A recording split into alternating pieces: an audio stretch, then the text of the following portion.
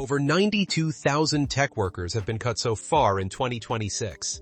And the companies doing the cutting are the same ones spending $700 billion to build AI. That is not a contradiction. That is the strategy. And if you don't understand what it means for your career, you're already behind.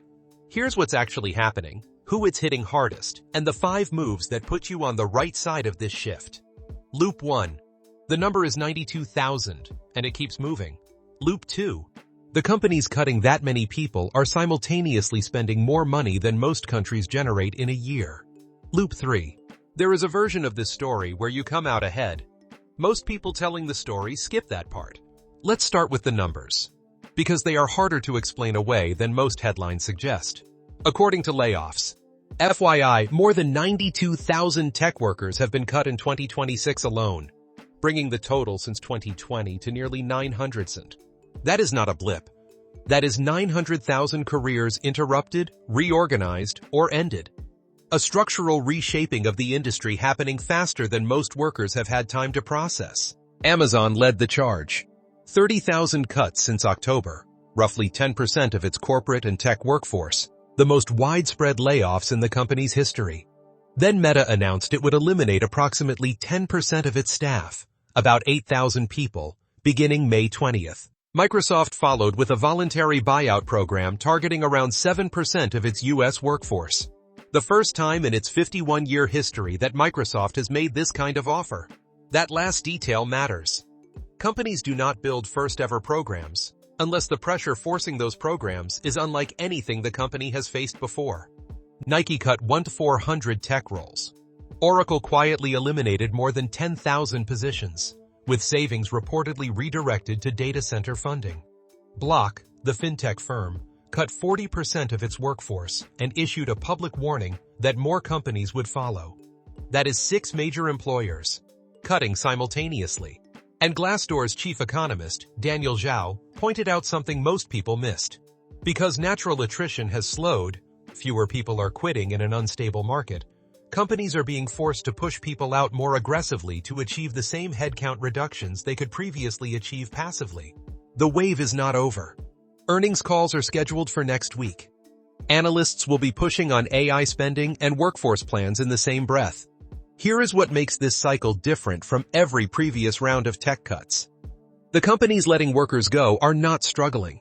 They are investing at a scale that is almost incomprehensible. Alphabet, Microsoft, Meta, and Amazon are collectively projected to spend nearly $700 billion on capital expenditures in 2026.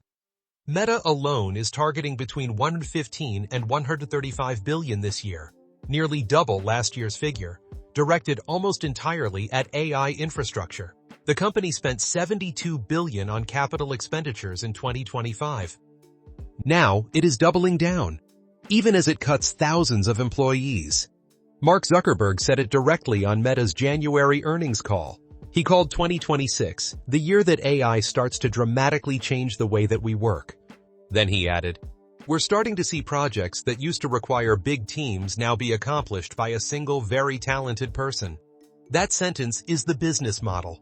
Fewer people, higher output per person, AI handling the gap in between.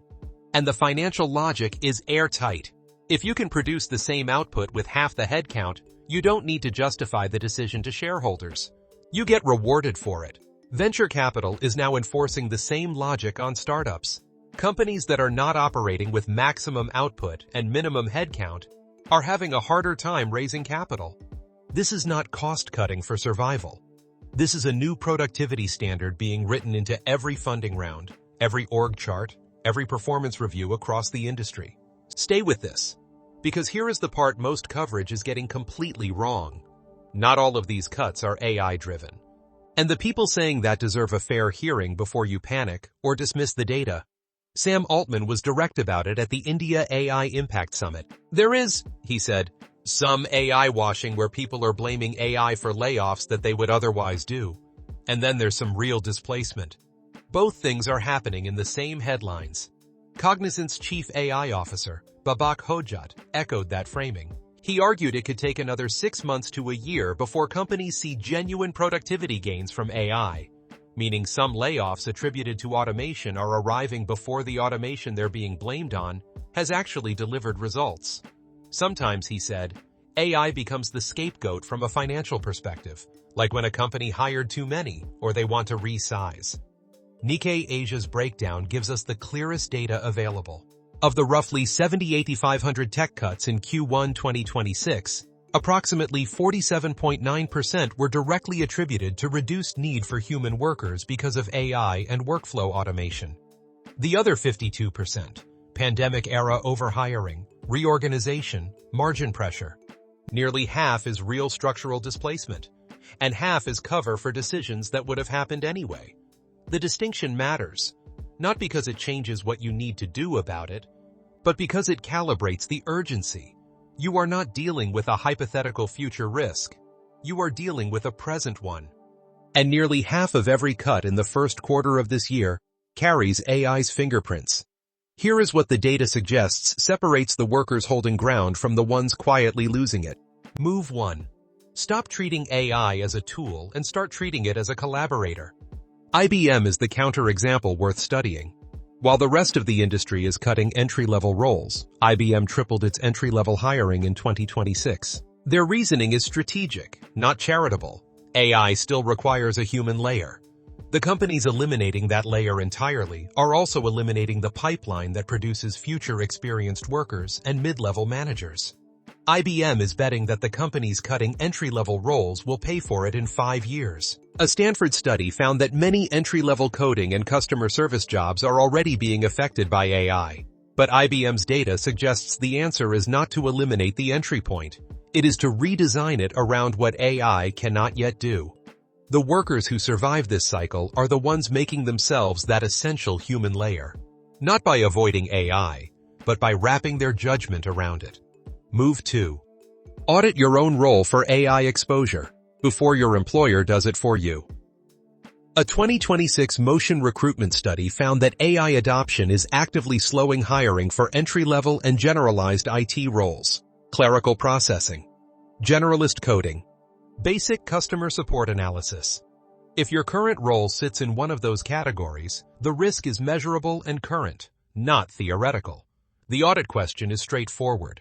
What portion of your daily tasks could a current AI system execute at 80% of your quality, at near zero marginal cost? If the answer is more than a third, you need to move. Move 3. Build one quantifiable AI skill this quarter, not a course, a deliverable. Glassdoor's Employee Confidence Index shows tech sector confidence fell 6.8 percentage points in March year over year, the largest drop of any industry. Workers are anxious. The ones who convert that anxiety into a tangible output, an automation they built, a workflow they redesigned, a process they cut in half, have something to show in the next performance cycle or interview.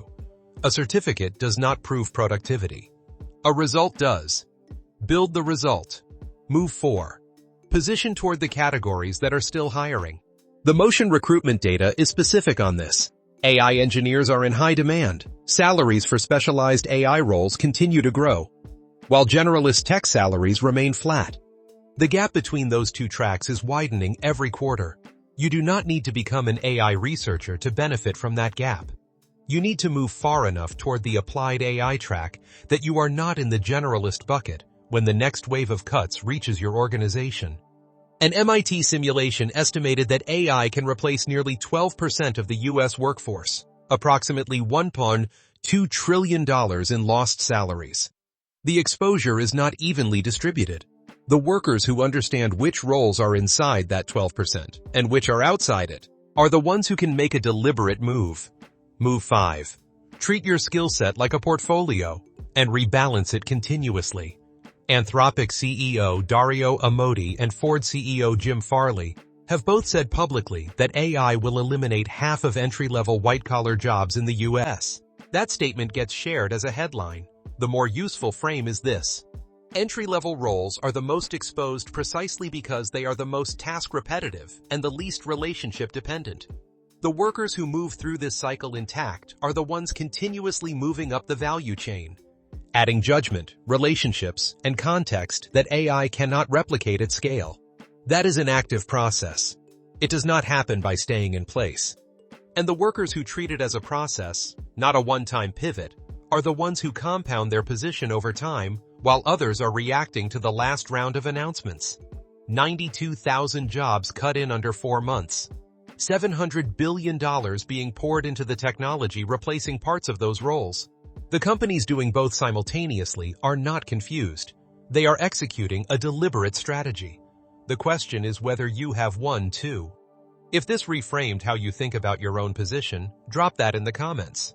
I read all of them. Subscribe if you want data-grounded takes on the AI economy. Not hype, not panic, just what's happening and what to do about it. Next up, the specific roles AI is creating that did not exist 24 months ago, and how to position for them before the market prices them in.